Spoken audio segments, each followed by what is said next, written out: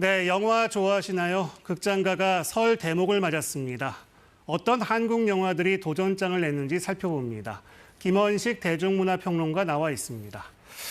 어떤가요? 예전만큼은 아니더라도 지금도 영화계에서 명절 대목을 많이 기대하죠? 네, 많이 기대를 합니다. 특히나 이제 설과 추석 명절 중에서도 설 같은 경우에는 아무래도 이제 추위가 있기 때문에 실내에서 할 수 있는 그런 이제 행사들 찾아다니게 되는데 네. 그래서 극장을 이제 많이 찾으시게 되고요. 올해 같은 경우에는 작년에 설날 추석과 비교했을 때 연휴가 좀 짧습니다. 그래서 네. 해외여행을 덜 가시기 때문에 아무래도 극장을 많이 찾으실 것으로 이렇게 예상하고 있습니다.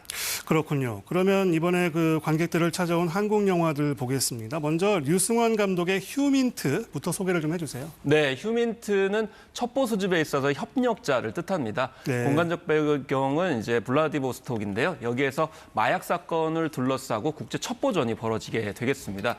그래서 우리 국정원 요원하고 또 북한의 보위성 요원하고 같이 한 여성을 구하기 위해서 액션씬을 벌이는 느와르 액션 장르다 이렇게 보시면 되겠고 네. 홍콩 느와르 그런 스타일을 볼 수 있는 작품으로 또 볼 수가 있겠습니다.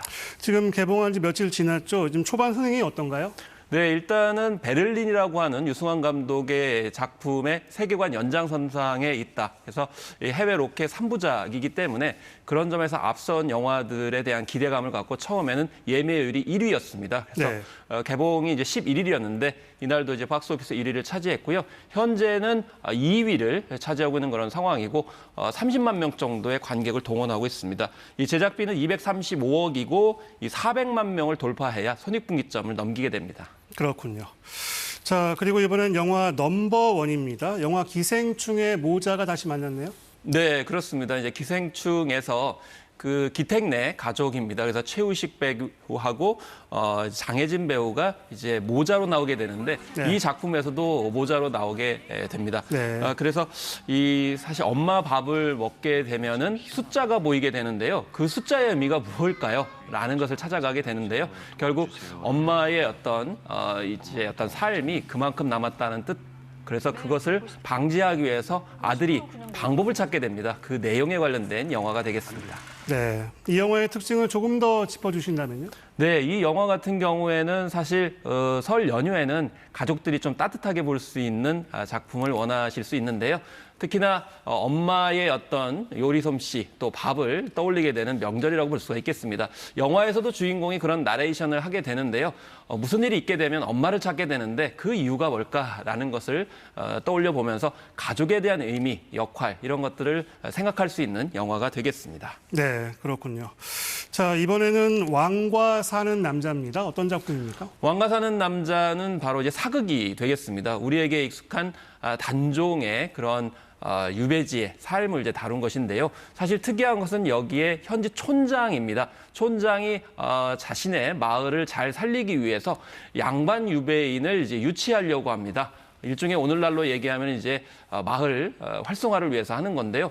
그런데 그 양반이라고 생각했던 유배인이 왕이었다는 사실을 알고 깜짝 놀라게 되는데요. 이 단종하고 이 마을 사람들의 어떤 교감 이런 것을 주안점에 놓기 때문에 역사적 사실에다가 또 휴머니즘 가득한 또 코믹한 내용 때문에 주목을 받고 있습니다.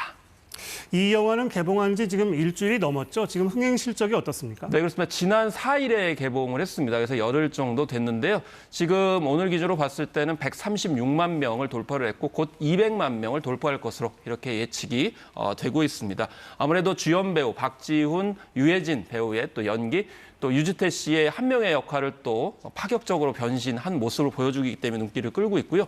특히 단종에 관련해서 잘 알려지지 않았던 사실에 장항준 감독의 상상력이 덧붙여지게 되면서 이런 부분이 좀 새로움을 주기 때문에 주목을 받고 있지 않나 이렇게 생각이 들고요. 손익분기점은 260만 명이기 때문에 곧 돌파할 것으로 이렇게 예측이 되고 있습니다.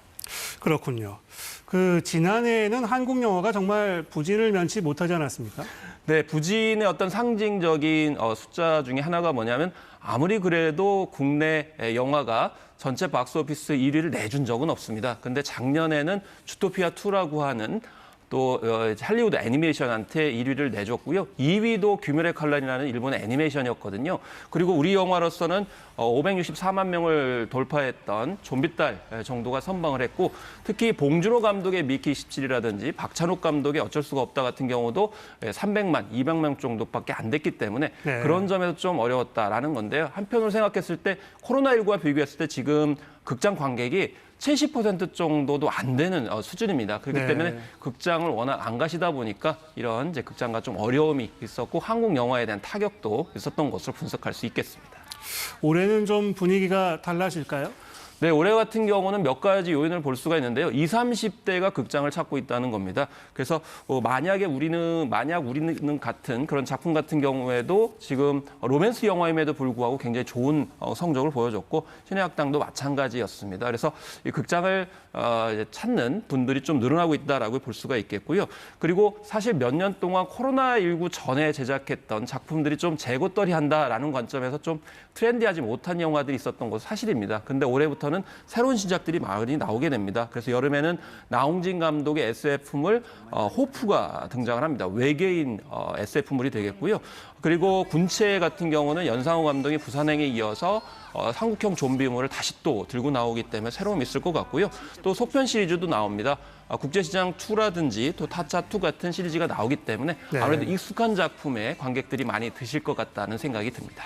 지금 뭐 새로운 제도가 하나 논의 중이라고 들었는데요. 이거 좀 설명을 좀 해주세요. 홀드백 제도인데요. 이게 바뀐 미디어 환경 때문입니다. 극장에서 상영한 뒤에 수익을 위해서 바로 OTT나 IPTV로 가게 되면 극장에서 많은 분들이 또 찾지 못하게 되고 사라지게 되고, 극장 쪽에서 수익이 덜할 수 있는 것이죠. 우리나라의 지금 전체 수익은 극장에 한 70% 정도를 의존하고 있기 때문입니다.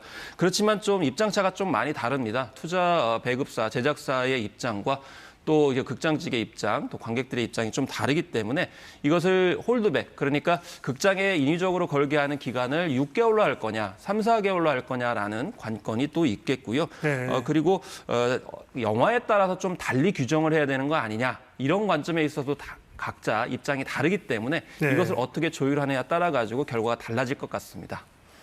네, 김원식 대중문화평론가였습니다. 말씀 잘 들었습니다. 감사합니다.